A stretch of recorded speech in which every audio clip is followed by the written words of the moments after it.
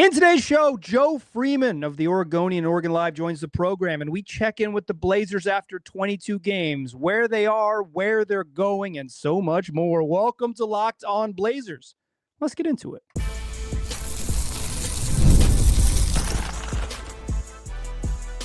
You are Locked On Trailblazers, your daily Portland Trailblazers podcast, part of the Locked On Podcast Network. Your team every day. What's up, world? It's your past first point guard and Trailblazers reporter, Mike Richmond. You listen to another episode of Locked On Blazers, part of the Locked On Podcast Network, available wherever you get podcasts and also on YouTube. Thanks for making this show your first listen, coming at you each and every weekday, Monday through Friday. So make it a part of your daily routine. Make it your first listen. Tell your friends to do the same. As Locked On Blazers, your team every day. Today's show, returning guest, my friend and yours, beat writer for the Oregonian Oregon Live, handsome Joe Freeman. Joe, how you doing?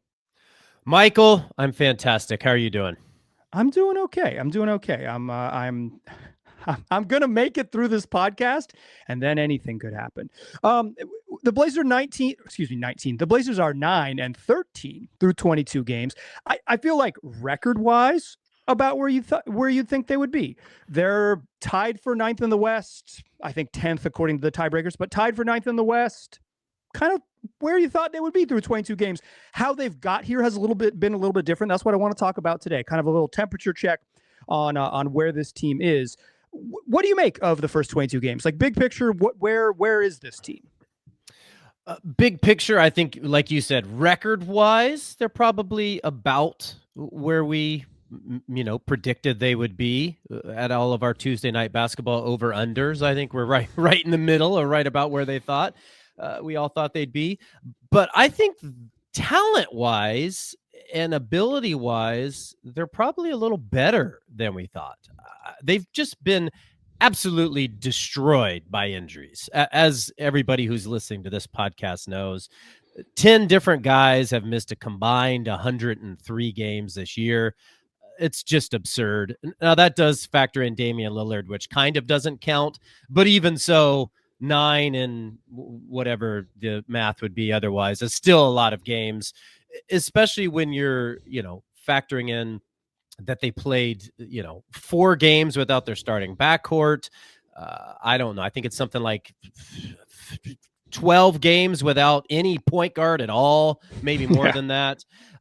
16 games now without both Matisse and Blake Wesley, who are, quietly important pieces of the style of play that they wanted to use. And so, I think if this team is healthy or even halfway more healthy, they're better than we all expected. I've been really impressed with how they've responded to adversity all year. For the love of humanity, their coach was arrested by federal agents after opening night, and they went on and won that next day, and they've earned some impressive wins along the way over some of the best teams in the league. They're still the only team to beat the Oklahoma City Thunder. And I think last night, beating the Cleveland Cavaliers in what was, I think ahead of time, a 9.5 point spread. They were underdogs, and they kind of handled them throughout. Yep. And so, it was a team that had lost 3 in a row, was playing on the second game of a back-to-back. I think they had lost 8 of their previous 10. They were reeling and kind of headed seemingly toward a bad spot. And instead, they rebound with an impressive win. So, I know we're going to get into Tiago Splitter later in the pod, but in many ways, they're kind of mimicking the persona and demeanor of their interim head coach. And, how many teams, let me ask you this, how many teams in the league would be where the Blazers are at? Not that they're anywhere special, but staying afloat kind of with all these injuries. 10 guys, 103 games, that's pretty ridiculous. Yeah, I do think they've had having their best player play, like having Deni play, has just kept them afloat, because basically when he's on the court, they're good. And when he's not on the court, they are not good. That's kind of the simple math for the Blazers this year. And so he's really been the reason that they've been that spot. But, you look at other teams that have been beat up. Memphis is right in that same sort of space with a bunch of injuries. But I think Memphis was a team that won 48 games last year, right? They're like a team that we think is better. I think not only are the Blazers kind of staying afloat with the injuries, they were also perceived. They're basically performing at the exact level many thought they would be when fully healthy. So point taken there. As a brief aside, it seems to me, and you're around the team much more often than I am, Chauncey Billups does not come up. It's almost like it didn't happen. Do you get have you ever gotten a sense that is like a thing that people are thinking about and is like part of the day-to-day with the Portland Trail Blazers? Not at all. I think you're spot on. I rarely hear his name brought up, if ever. I mean, I certainly aren't walking around going, "Hey, how you guys talking to Chauncey?" I mean, quite frankly, the players in the organization, the people within the organization have been asked to not contact and communicate with Chauncey, so that could be part of it. Also, it's the NBA, man. We talked about guys getting hurt. It's always, how many times have you heard next man up this year from someone on the Blazers roster in kind of a sadistic, warped way? That's what it is from that standpoint. I mean, it is a much, more serious situation with potential jail time involved and corruption and so on and so forth, conspiracy. But it is strange. I wouldn't say it's striking, but it's strange that you just kind of never hear about him. But yeah, no, I rarely hear about him at all. And I think some of that speaks to how the team has responded to Tiago. And, going back, just looking in the micro of how they were able to respond against the Cavaliers, Tiago does kind of tell it how it is sometimes. As a former player, he has that respect, much like Chauncey did. And he's not been bashful about calling guys out for lackadaisical effort or poor play. And he's been pretty honest at assessing some of his players and what he thinks individually they need to do to improve. And I think we saw that after the debacle in Toronto. He was kind of pissed, it seemed to me. And they had a furious fourth quarter comeback, but I don't know. What if they played that well in the second and third quarters? Maybe they wouldn't have needed it. And he kind of said, we're looking at a 1-possession, 2-possession games. That goes over the course of 120 plus over the course of a game, not just in the fourth quarter. And so, he kind of called them out, saying they needed to bring it for 48 minutes a fight or whatever he said. And then he kind of had a long film review session in the hotel in Cleveland, in which he kind of called them out for not doing the little things. And it sounded like my take on that was each and every player in that room saw video of them not performing up to his standard. And they responded pretty well from the jump. I mean, Cleveland was red hot at the beginning. I think they made their first 8 or 9 shots or something crazy like that.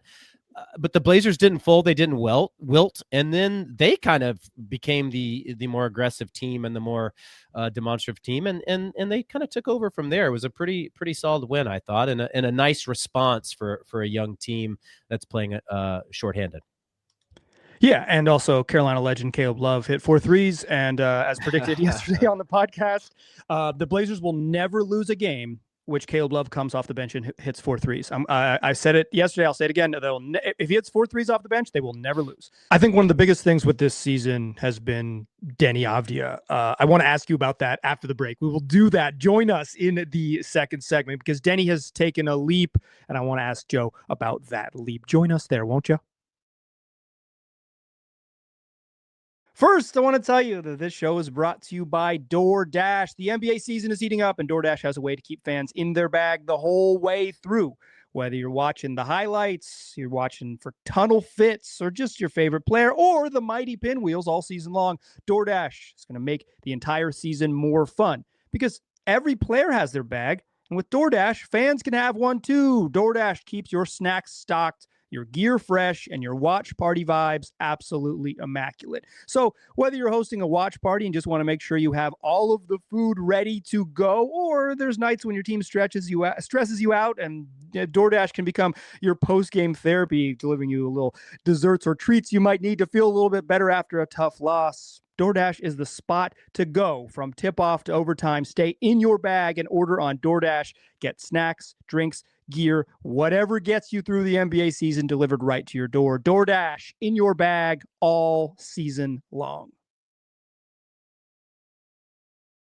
All right, still chatting here with Joe Freeman of the Oregonian, Oregon Live. So I think the big story of this year thus far is that Deni Avdija has ascended. I know you weren't around the team as often last year, so you didn't. You can appreciate a good basketball player. You're not confused about it, but maybe like the direct comparison. But what has stood out to you most about Deni just sort of stepping into, I don't know, borderline superstar status? That word's a little bit fraught, but like a true NBA star. Well, to add a little context to what you're talking about, he's one of 4 players in the league right now who are averaging at least 25 points, 7 rebounds, and 6 assists. And the others are MVPs or MVP quality players, or Luka Doncic, Giannis, and Nikola Jokic. And so that speaks to the level that he is performing at right now. What I've been struck most by is his versatility, first and foremost, his ability to do so much in so many different ways. But just over the last 2 to 3 weeks, as the team has played without a point guard, it's kind of, from his standpoint, been like, oh, well, I guess I have to do this now. And we've seen this point guard in a forward's body really develop his playmaking and his facilitating. And, he's gone stretches where I think if it wasn't in Toronto, it might've been the previous game, where he barely scored in the first half. He just focused on distributing. I think he had like double-digit assists or pretty close to it in that first half at Toronto. And, he's really just sort of expanded that aspect of his game. And I think when you think about Deni, certainly at the beginning of this season and years past, you kind of think about his turbo moniker, and you think about a runaway freight train just bulldozing his way all over the court. But he does that, but he does it a lot more composed now. And I think he still does commit too many turnovers. It's a faction of his style and kind of how the Blazers play a little bit, and also just where he's at in his career. But what he's done with Drew Holiday and Blake Wesley and whoever the other point guard is, I'm forgetting about right now. Scoot Henderson, who's not playing, is pretty impressive. I mean, for him to be able to do that and keep this team afloat, is remarkable. And I think, and we were talking about this briefly at our basketball game the other night, Michael, is, I think big picture, this stretch sucks for Blazers fans. Excuse me, small picture, this stretch sucks for Blazers fans. It's hard to watch sometimes. They've been in so many close games. They've fumbled away multiple winnable games with late game, foibles. But big picture, what Deni has done over this last 2 to 3 weeks, what he has shown in his ability to expand his game and what he can bring, from a versatility, playmaking, facilitating standpoint, I think is going to prove dividends and be a bigger deal down the road. The Blazers have a better handle on who they have as a player. And, talking to people inside the front office and the coaching staff before the season, the way this works is everything's a big guess. These scouts and these coaches, they assemble this talent and they bank on X, Y, Z, 1, 2, 3, 4, 5, 6 players. And they say, I've got all this talent. They're young. I'm hoping 1, 2 of them pop. And we saw Deni pop late last year. And the Blazers were wondering who was going to take that next step this year and kind of emerge as the star. And I think very clearly that's Deni Avdija. He is becoming what I don't think anybody can dispute right now as an all-star caliber player. Yeah, I mean, the All-Star team's so weird this year because it's not East-West, but it might, the voting still might be East-West, and then it's going to be the interactive. Like, I'm not even 100% sure how it's going to work, but he's been All-Star good. He's been All-Star good. Like he is, I would be surprised at this point if he does not make the All-Star team. He's been that good, and I think he has some of those sort of momentum building for him. I think you mentioned it, like his ability just to sort of do what they need him to do has been really impressive. But another, like, I think some of this, the sort of silver lining here is that he doesn't get this offensive load if everybody's healthy. So they've sort of had to put more on his plate, something that I was in favor of, but they wouldn't have naturally.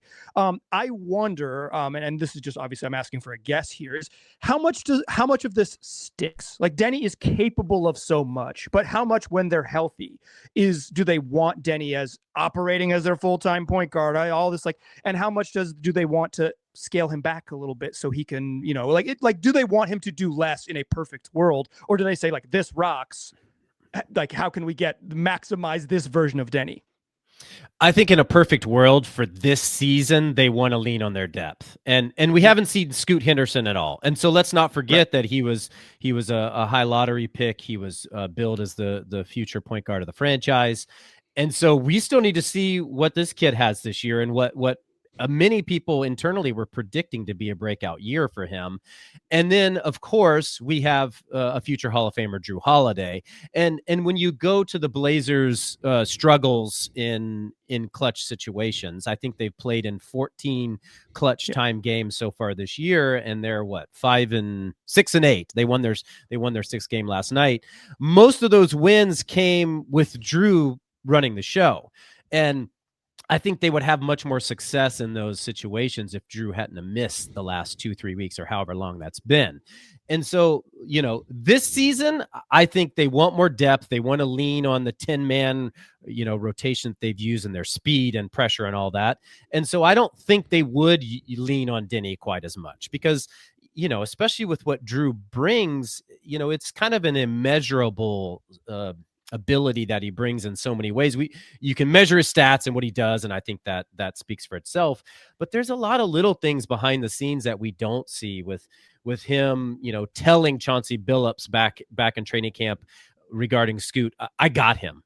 I'm going to get this kid right. With him going to Robert Williams III and urging him to be, more vocal and to be a better leader, and variety of things like that. We always talk about, what does a leader mean? And what does Drew go onto this team? There are tangible things that he brings, but there's a whole bunch of intangible things he brings too, despite how cliche it sounds. And so we saw it a lot early in the season. Drew had a huge impact on the games that they won, and particularly the important, notable games they won. And so do you ever want to put that much on one player over the course of 82 games? I think there's an argument to be said you don't. I think you just want to assemble as much talent as you can and figure it out from there.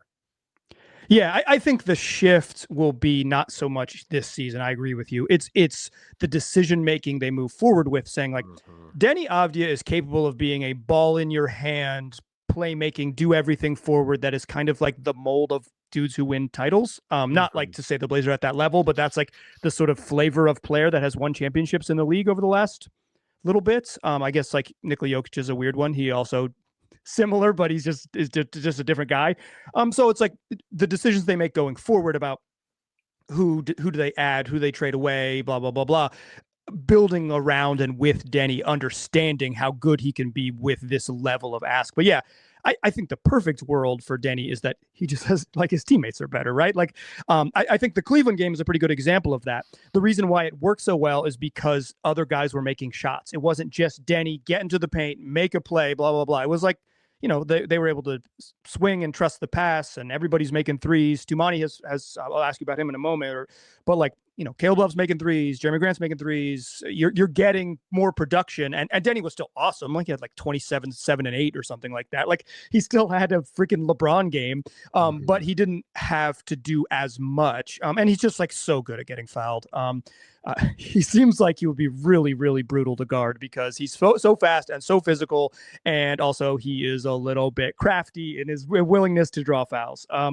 A little bit crazy too. I mean, some of the things he does are just a little nuts that most people wouldn't do. We've also seen him expand his game, down on the low block. He had that big shot in the lane, that little, kind of took his man on the block and went middle and had the little shot in the lane. I think he could do that a lot more than he does. We've seen him just loop around guys, on the perimeter and dart in for dunks and stuff like that. He's doing that more. And I think he's shooting more confidently now from long range than he has too. And so we forget because of how well he played last year and how exceptional he's been this season. He's still pretty young and he's still relatively inexperienced. And, as you've seen, as I've seen over the last amount of years that I don't want to admit that I've been doing this, guys get better. I mean, that's just what happens. And so once they start to figure it out, and once he figures it out in particular, I really believe, he is an all-star. And I think, going back to big picture, what this run means for him and everything, I just don't think there's any question that you pay this man when the time comes up. He's established. He's going to get a ton of money. He's going to get a ton of money. And you know what? That's okay. He's arguably, and I don't think it's even arguable at this point, that he's the best contract in the NBA. And so, eventually you got to pay the man. If he's happy with being here, you pay him what he deserves and you go from there. Yeah, it seemed like at one point that Deni Avdija was going to get a raise to like $30 million. And now Deni Avdija is going to get a max contract. Like he might get $60 million annually, like, because that's in 2028. That's how big a max deal is. Like my man is going to get a hefty raise in 2028 because he's playing like one of the, 10 or 15 best players in the NBA. Like he's been really, really good. Toumani Camara kind of struggled early this season. He's kind of found it. What have you made of his sort of last handful of games? And have you noticed anything different about him other than just maybe the ball has gone in? Yeah, it was funny. After I think he was 0 for 7 in that last game against OKC. It was something like that at the last home game. And I think he started 0 for 7 and finished like 2 for 11 or something like that. Yeah, it was one of those games, and he had a brutal run, and I was just kind of like, so what's up with the jumper, man? After the game, and he was like, the jumper's great. I'm a great shooter, and I think it's like, yeah, I was like, I agree, but we haven't seen that lately. I think some of it's confidence, and you know how it is when the ball goes in, it's easier to make them for some reason. He's not a versatile offensive player. It's the long and short of it. I have seen him, and he did it last night. He had a nice right-handed drive and a finish while he got fouled at the rim. We haven't seen any of that much at all lately. And so he just doesn't bring much beyond, that 3-and-D component, which is a very important trait. So if he's not making the threes, then, you sort of think of, boy, he's not very effective. What do we have going on here? And so with him, so much of what he does on offense is so dependent on that. And the last 3 games, he's 14 for 26 from long range. Yeah. And so, he's back to being great. And so, I think we're going to see some of that ebb and flow. I would like to see him expand his ball handling a little bit. I think he's capable of doing that. He's athletic enough. He's skilled enough to do it. I just don't think the confidence is there. That was a good sign, the right-handed drive last night. But beyond him making shots, I don't see anything, glaringly or alarmingly wrong there with him. I think it's just part of the season.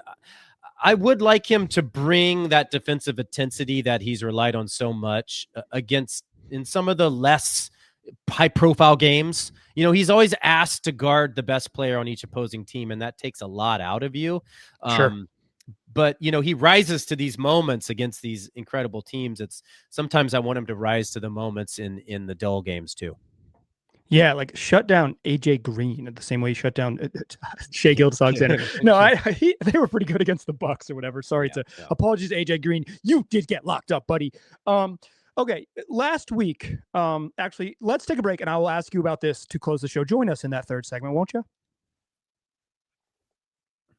First, I want to tell you that today's show is also brought to you by FanDuel. NFL Sundays move fast. It's a lot of games. Things are popping. One big play, and suddenly everything feels different. That's what makes live betting with FanDuel so exciting. You're not just watching the game. You're reacting to it in real time with FanDuel. You can place bets as the action unfolds. Every drive, every momentum swing, every highlight moment. Live betting is best when the game starts to shift.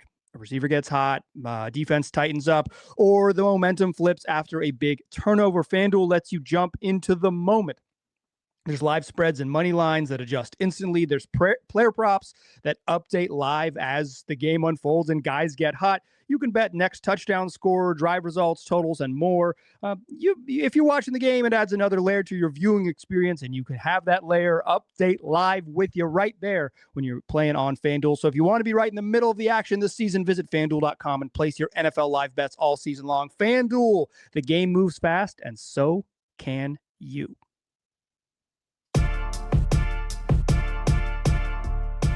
Still a pass first point guard. Still Mike Richmond. Still listening to Locked On Blazers. Still here with first shooting guard, Joe Freeman. There's debate about all these claims. Much debate. Oh my! Listen, check the tapes. Check the tapes. I'm a willing passer.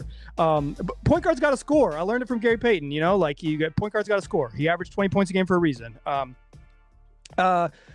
Last week, you wrote a profile of Tiago Splitter's journey, kind of how he got here and what he's been like taking over for the Blazers as the what they are calling for legal reasons the acting head coach. But like, what can you tell us about how Splitter became kind of a hot name? It seems like he became a pretty hot name as in the sort of NBA hiring circles this summer. How did he land in that spot?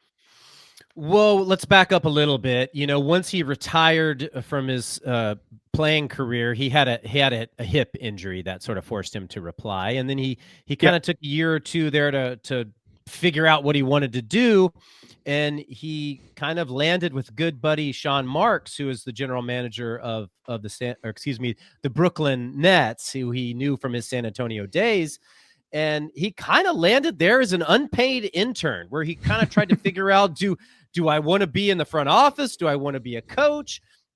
And he kind of very quickly decided, no, I want to coach. And he ended up kind of doing some player development stuff. And then a year later landed on Kenny Atkinson's staff and navigated himself there for years, then landed with the Houston Rockets under Ime Udoka.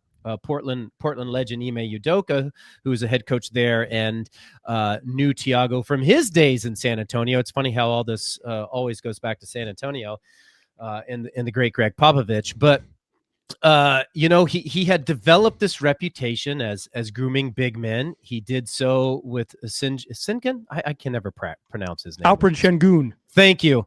And then he had done that with Jared Allen before that in Brooklyn. And I think in talking to people, I didn't put this in the story, but he didn't want to have this reputation as being this big man coach. I think a lot of times big men get that reputation. We've seen it time and time over the years from rest in peace, Kim Hughes with the Blazers, and Maurice Lucas, and so on and so forth. I think this guy wants to be a head coach. And so he kind of decided that he wanted to explore head coaching opportunities.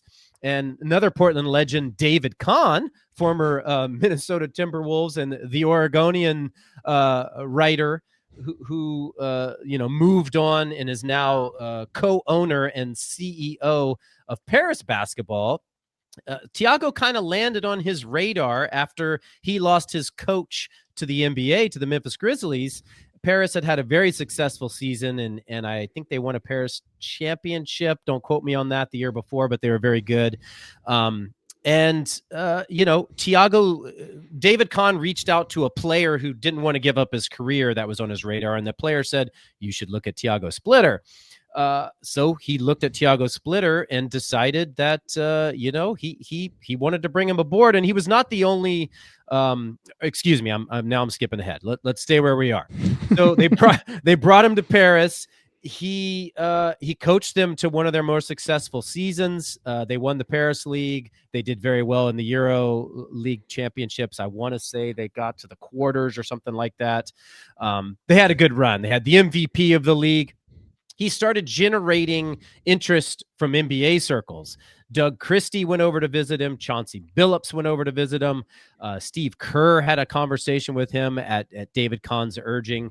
And he kind of became this hot commodity in part because of the style of basketball that they ran in Paris, which we've all seen unfold this year with the Blazers. It's that fast pace, that full court pressure, that run, push the pace style. That's how they played in Paris. And so teams looking to do that and looking to adopt some of that combined with his championship pedigree with the Spurs made him a hot coaching commodity this year.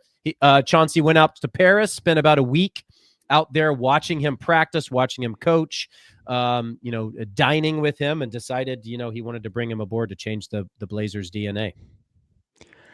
How much do you think Tuomas Isolos's success in Memphis changed the perception of Splitter, right? Because he was, from what I understand, the Grizzlies paid a lot of money to get Isolo on the staff. They said, he's the guy, let's go give him a bunch of money, and then eventually fired Taylor Jenkins and promoted him, yada, yada, yada. Was there just a perception that Paris basketball was this incubator for really good basketball minds? Or do you think those are independent decisions to some extent? I think as of now, they're isolated, independent decisions. I don't think Paris is this budding, international star program or star club or whatever. Sure. I think he established what they wanted to do and then gave it a little bit of a reputation or gave it some legitimacy. So when Tiago came in and took it to the next level or maintained their success, I think it was natural to not denigrate what he had done, what he had accomplished because of that. Pivoting a little bit from that, it is revealing about Tiago in that I think there was this perception when the Blazers brought him aboard that he was this offensive guru who had this huge belief in running and playing fast, and he had this deeply embedded philosophy. The truth of the matter is, when David Kahn hired him, there was one hurdle, and it was, hey, Tiago, we want to keep playing the style we play. We've established this, and we want to continue to do it. Are you okay sort of molding your coaching to suit our style? And I think in a reflection of what an egoless person he is and leader he is, which is reflective of his leadership style, he was kind of like, sure, why not? He wanted the opportunity to run a team, even though it wasn't in the NBA. I think he thought it would land him back in the league with more respect and more legitimacy for what he had accomplished. And so he was like, sure. And I think it also, expanded his coaching repertoire a little bit. And as he pointed out to me, he's taken a little bit from every coach that he's coached with along the way. Pop taught him a lot about interpersonal communication with players, and Kenny Atkinson likes to play fast, kind of like they do a little bit now, and he learned that from them. Ime, a little bit more slow, a little bit more defensive minded, and he took some principles from him along the way too.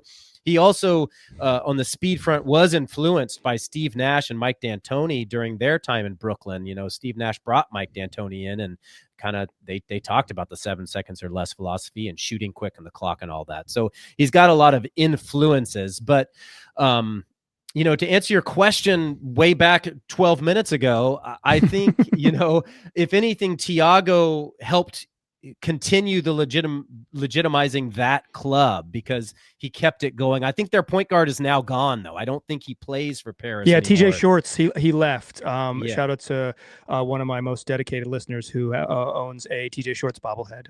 There you go. You know who you are. So, I don't know how Paris is doing now or even when that season goes, if they're playing or not, but losing your MVP certainly hurts your chances. And it's not a very, rich club. They're kind of a bare bones club. And so to do what they did on the budget that they had, I think was pretty remarkable. Yeah, and they didn't draft Johnny Flynn. He got one of those right. Rubio was good. Did. Rubio was good. That's true. I don't think he's a little bit worse than Steph Curry. I'll have to check in on where both of their careers went. But yeah, he also drafted Carolina legend Ty Lawson in that draft. 3 point guards. None of them Steph Curry. David Kahn, or Portland legend. I wonder, and so did Splitter, after playing this style that was kind of the adopted style, did he say, yes, this is the right way to play? Did that inform him to say, yeah, this is actually the right way to play? Because when he came here, it's very clear. He said, and one of the things I like about him as a coach, he has a very clear philosophy. He says, the speed will generate good looks. We will get good shots by playing fast. Did he just sort of say, did he see it and coach it and buy into the style to say, yes, this works, I'm bringing it to the league with me? That's a good question. My guess is A lot of the answer to that question is yes, but I think with a caveat that a lot of it depends on personnel. I mean, Right. you're not running this style with some of those Nate McMillan teams, although you surely could have run one when Rudy and Sergio played here. In fact, one might argue they should have. But You don't but think it they should all have just run flex offense like a cool college team from the early 2000s? four flat, a lot of four flat Yeah. for B-Roy. Yeah. Oh wait, that Yeah. is what they ran. No, a lot of it depends on personnel. And so when you have the right personnel, I think Tiago would say, yes, I do believe in this style. Sure. And so, when he came to the Blazers, part of the reason Chauncey brought him and St. Andrews along was to overhaul the offense. In fact, the chief reasons why, because of their personnel. They were young. I should say they are young. They were deep before all the injuries. And they can't play in the half court. They just don't have not that enough shooting. Yeah. Right. And so when they're looking at what they needed to do in this season where they finally decided to chase wins instead of lottery ping pong balls, this was the style that they felt they needed to adopt. And so that sent Chauncey to Paris. That brought Tiago to Portland. And that fueled the DNA that we now see with this team. And as we saw before they got hurt, it can succeed, and we've seen it on other teams, the last couple of seasons too. I mean, you and I talked to multiple coaches about it during the preseason, about the trend in the league and where it's heading. And so it's a copycat league, as right. We all know. In 8 years there'll be a plotting league probably. It's just you always go against the grain, but you always go with what your personnel dictates. And so, I think between Popovich and Atkinson and Nash and D'Antoni and what happened in Paris, I do believe that Tiago loves this style and believes in this style. And let's not forget that he was a star on the Beautiful Game team that kind of set the revolution for this style in motion. The world champion San Antonio Spurs, was it 2014? I want to say off the top of my head. You're the encyclopedia on that one. But they lost in 13. LeBron famously blocked Splitter at the rim. They won in 14. Yeah. So, I mean, they kind of, put this revolution in motion to some degree. And so he saw, how dynamic and successful it can be. And that I think that shapes a person when they become a coach down the road. Yeah.